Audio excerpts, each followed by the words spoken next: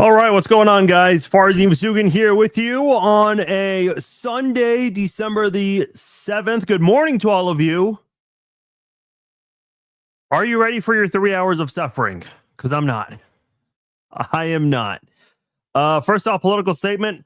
Rock Chalk Jayhawk. Enough of that. I'm going to switch gears later in the afternoon. I'll get my Chiefs gear on later. But as far as the Chiefs go, yeah, you're hoping for a Christmas miracle about 2 weeks early this year. I hope they come away with a win. I hope to come on here and say I was wrong, but I am pretty nervous about this game. Let me start with the Texans defense here because they are top 5 in just about every key category. Total defense, against the pass, against the run, scoring, third down, all of that stuff. And Kansas City has kind of been up and down on third down lately. Their offense, yeah, they're putting up points. They're getting yardage, but it's not resulting in wins more often than not lately, losing 3 of their last 4 games.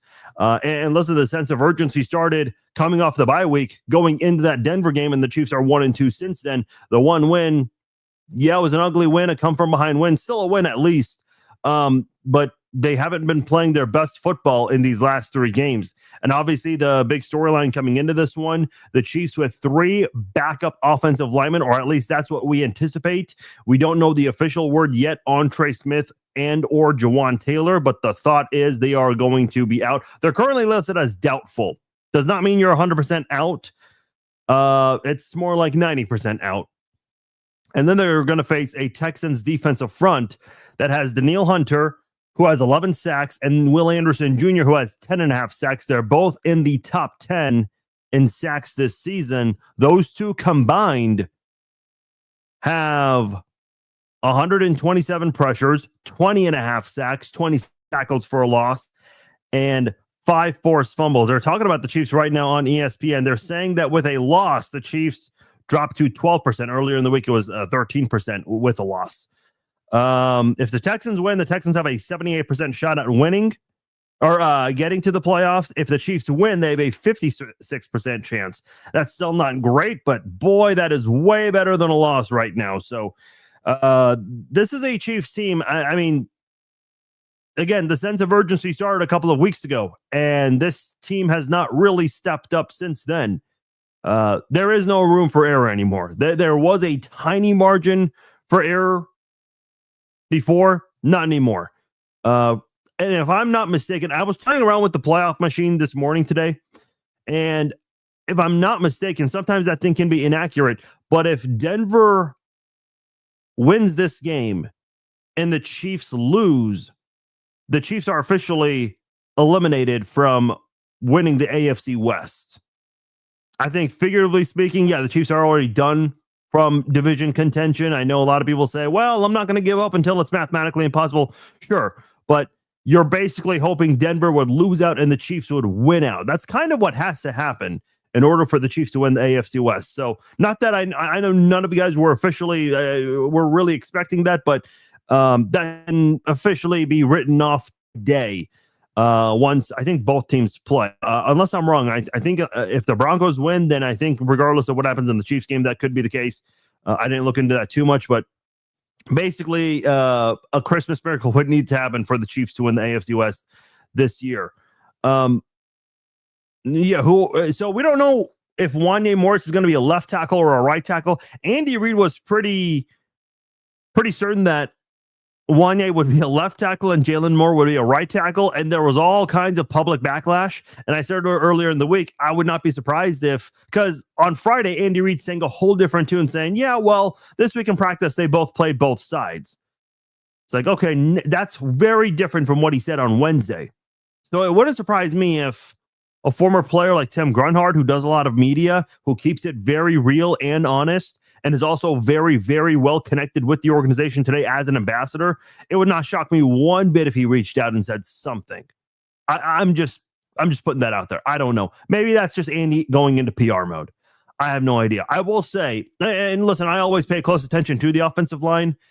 I'm going to pay far more close attention today. I really need to know, because a lot of these stats that come out with pressures allowed, sacks allowed, those end up coming the next day. I want to have that on hand right away. because that's going to be important for this game. So we'll have to see how this offensive line does. I will say, if the Chiefs run the ball a lot more than they usually do, and if they have the quick passes, not just ready, but they execute on those, I actually like Kansas City's chances of winning this game. Do I think Kansas City will run the ball a lot? I don't know. I mean, listen, Kingsley Suamata, who's not a backup, he's actually a starter on the team as a left guard, and I think he's done well. He's struggled a little bit lately, but Kingsley Suamata is a great run blocker. Even last year when he had his struggles at left tackle, whenever the Chiefs ran the ball, Kingsley Suamata was a good run blocker. Go watch the game. If you have NFL Plus or YouTube, go look up some of the games where Kingsley started at left tackle. And when the Chiefs ran the ball, Kingsley was actually a reliable run blocker. Wanye Morris, he's done some good things as a run blocker this season when he's been on the field. So if there was ever a time to utilize, basically work to your strengths, especially with 3 backup offensive linemen, and I know these are not like Mike Caliendo. We saw him last year. We saw him this year. He's not a starting offensive lineman in the NFL, but he does some good things when it comes to run blocking. Same with Wanye Morris. So work to that. If Kansas City does that, I do like their chance of winning this game. Because when you look at the offensive side, and I told you guys my score earlier in the week, I'm going 24-13 Houston. I don't think Houston is that great of an offensive team. CJ Stroud, he did some really good things a couple of years ago. We haven't seen that same CJ Stroud since then. Their running game with Woody Marks, Nick Chubb, I believe Marks is going to play, not 100% sure, but they've been able to do some good things. This is not like a dangerous duo to fear of any kind, but with Kansas City's defense this season, I do wonder if Houston, and specifically their offensive coordinator, Nick Caley, if he decides to go run heavy in this one here and try to wear out this Chiefs team and try to keep Patrick Mahomes on the sidelines for as much as possible. A lot of teams tried that last year and it did not work very well. So I think if Kansas City can come out strong defensively, because Kansas City's been really good against the run. They've only allowed one 100-yard rusher in almost the last 2 years, and that was James Cook. And the other 100-yard rusher, Lamar Jackson, who's obviously not a running back, a quarterback. So only one running back has ran for 100 yards on the Chiefs in the last 2 years, almost. If Kansas City's defense can get some key stops, and they have struggled immensely this year on third down, they're the worst third down defense since week 8. I think Kansas City's got a chance here. One thing Kansas City has not been very good at this season, and Bob says today's Judgment Day. That is a damn fact. And I should have looked this up before coming on here, but I'll find it real quickly. Kansas City, and this is a big criticism of mine with the Chiefs defense the last couple of years. I know they've done some good things this year, but Kansas City's defense has not done a good job of getting takeaways. The Chiefs offense, they're great at taking care of the football. They have 8 giveaways. That is tied for the second fewest. If you're wondering who has the fewest, it's Green Bay with 7. And then Detroit, Kansas City, and Philadelphia, they all have 8. So the Chiefs offense has done a really good job. It's way better than last year taking care of the football. The problem is they just don't execute at times, and they overcomplicate things on third down, third and short especially. But as far as takeaways go, the Chiefs are near the bottom in that category. They are tied for the 4th fewest. The Jets have the fewest takeaways with 2. And then there's a pretty big gap between 1 and 2. The Commanders and the Giants, both from the same division, have 7. And then the Chiefs, the Titans, the Broncos, and the Cowboys have 10. Kind of surprised the Broncos are that low, but hey, when the Broncos do a lot of other things right on defense, I guess you're fine with that, which is what I said about the Chiefs defense last year and the year before. Even though they're not getting the takeaways, they're doing a lot of other things really well. Unfortunately, you can't say that exact same thing about the defense this year. This is a Houston Texans offense that hasn't necessarily been lights out, which is why I don't think there's going to be a runaway game for the Texans. I really don't. But I'm also hoping for at least one defensive touchdown, or at least a defensive takeaway where you can bring the ball and set your offense up with great field position already in Texans territory. That's what I'm hoping for. And that's a pretty big ask from this Chiefs team that has the 4th fewest takeaways this season. So those are my thoughts. Bill says, who's hungriest gets some. Yeah, I mean, this is a playoff game. I know every game for the Chiefs here on out is a playoff game until they're mathematically eliminated. But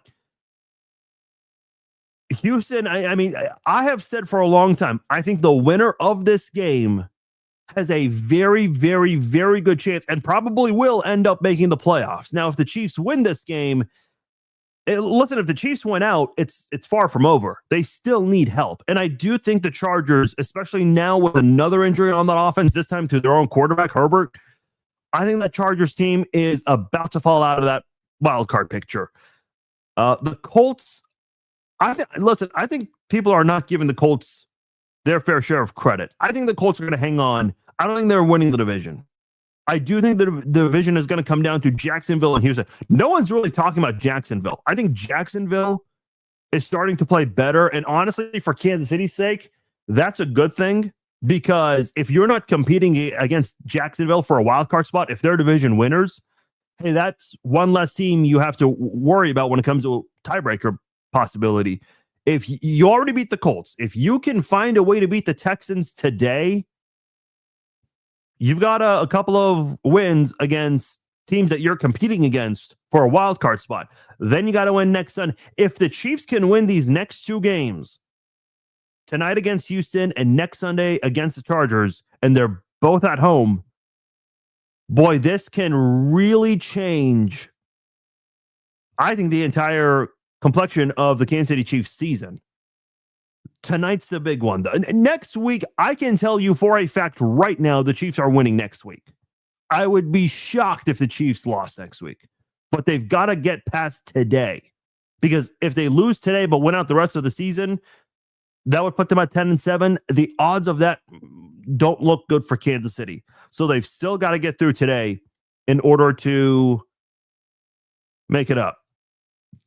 Oh, what's up, DJ? Yeah, let me know, man. Scott says Jayhawks on. Yeah, I know. I've been disappointing you guys this week. Well, we know who the better basketball team is. Come on. I expect the Chiefs to finish last in the AFC West. Or you expected the Chiefs to finish last in the AFC West. Poor Raiders, they looked good on paper in week 1. No, they didn't. Just because they won. I mean, it's the Raiders. Come on. Like, is anyone shocked at where the Raiders are? I told you guys before the season, if you're going to hire a 70-some-year-old coach, I suppose it might as well be Pete Carroll. But I still told you guys, when it comes to the Raiders, with the Raiders, I will believe it when I see it. Is anyone shocked the Raiders are where they are today? Like, seriously, is Pete Carroll coming back next year? I don't know. Now, I don't think it's sustainable. Like, firing Antonio Pierce, I disagreed with that. You can't fire someone in less than 365 days. Listen, I know he did all the talking saying, oh, yeah, we have the recipe to beat Mahomes, and you go 0-2 against Mahomes. Like, that's never going to be a good look for you, and ownership's not going to ever take that well. But you can't expect a head coach to turn around arguably the least competitive organization the last 2.5 decades and think that they're going to get fixed in 1 year. Like, seriously, if they fire Pete Carroll, who are you going to get? Matt Nagy? Like, please, take Matt Nagy. I mean, they're going to fire him in less than a year.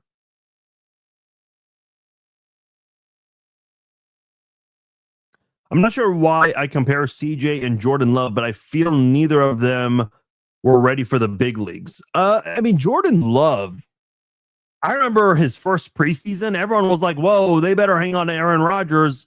I think Jordan Love is underrated. I really do. CJ Stroud, I remember watching him his rookie year, and I was like, this dude might run the league along with the other top-tier quarterbacks for a long time, and we haven't seen that right now. I mean, listen, if he has one more year where he's kind of playing mediocre, just maybe a little above average like this, I don't know what the conversation is going to be like in Houston, but I suppose you're going to give him a chance. I mean, the jury's still out on him. If we can find a way to win today, I feel better about our chances winning out.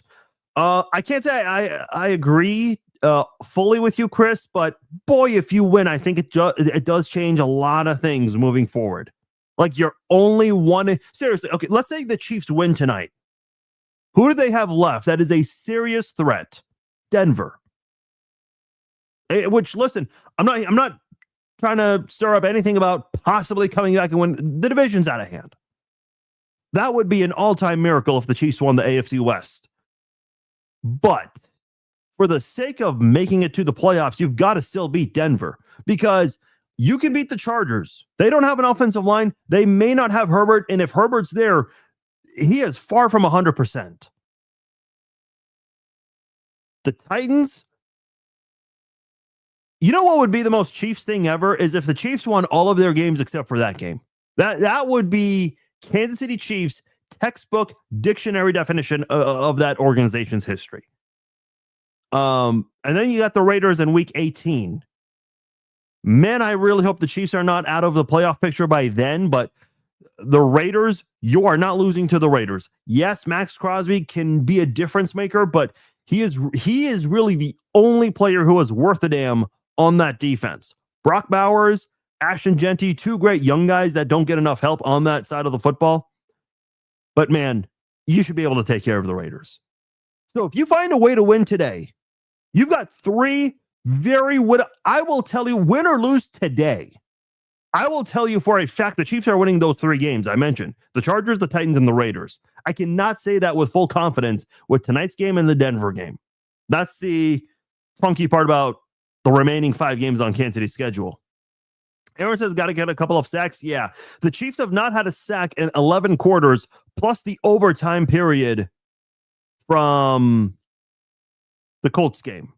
So essentially, the span of 3 football games, the Chiefs have not had a sack because it was the opening drive of the Broncos game. So they have played the length of 3 football games because I'm including the overtime period against the Colts. Got to get to it. You're spending so much. The Chiefs are spending so much money on the offensive and defensive line, which, listen, I have no problems with that because games are won at the line of scrimmage. You have a good offensive line, you have a good defensive line, you've got a great chance to win a lot of football games.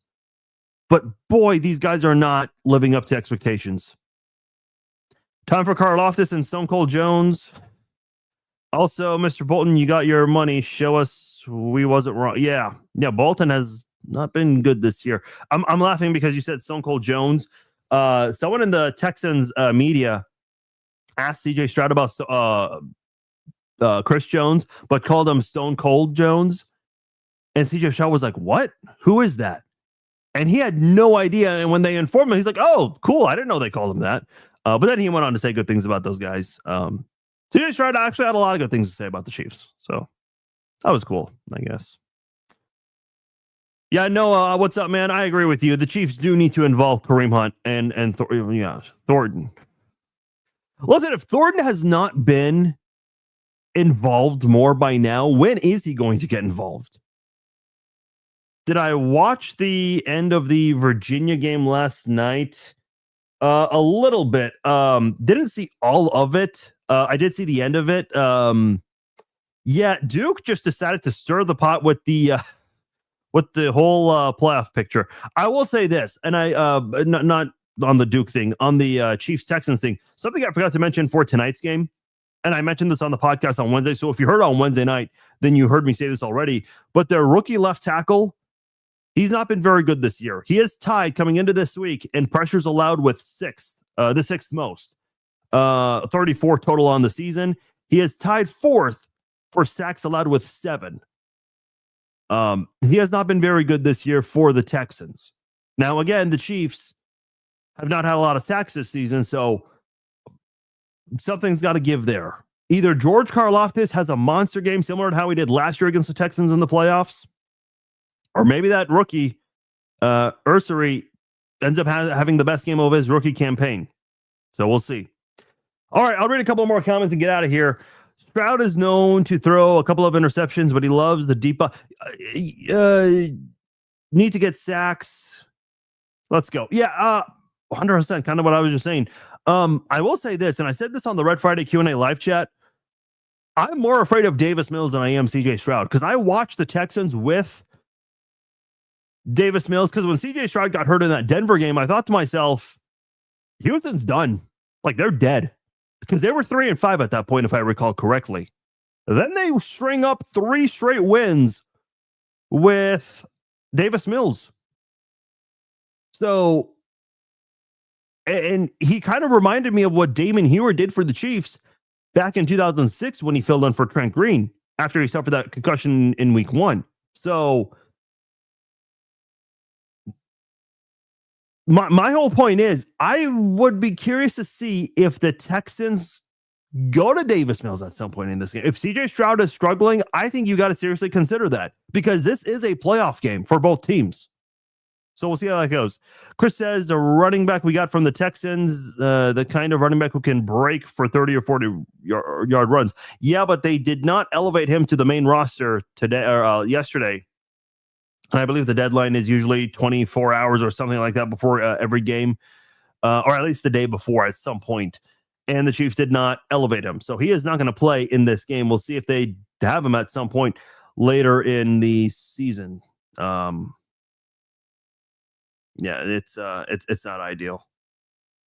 Do I think the Chargers will lose out? I don't know if they're going to lose out. Let me pull up their schedule quickly. I don't know if they're going to lose out. They're not beating Philly tomorrow. I think they lose to the Chiefs. Honestly, if I had to bet on it right now, I think they can easily lose 4 of their next 5. The only one that's kind of weird is the Cowboys game. But I would bet on Dallas. If I had to bet on it, yeah, I do think that the Chargers lose out. So listen, I've been telling you guys, I think the Chargers will fall out of the wild card picture, but I don't know how confident I am in Kansas City to get back into things. This is where, listen, tonight's game is going to prove a lot today. And hopefully the Ravens win. Hopefully the Steelers win, because if the Steelers win, that puts the Ravens back in the wild card hunt, and Kansas City has a tiebreaker over them. And then they would have an extra game ahead of them. But I suppose you're not looking too much into that, because if Baltimore is going to make the playoffs, it's going to be as a division winner. So that's that right there. If the Chiefs lose and the Dolphins win, the Chiefs would have the same record as the Dolphins. That I can't say I saw coming, especially after their slow start and losing Tyreek Hill. But that is where we are. Jason says, if they lose tonight, I'll be purging about 60 dope Chiefs hats, $1 a piece in my DMs.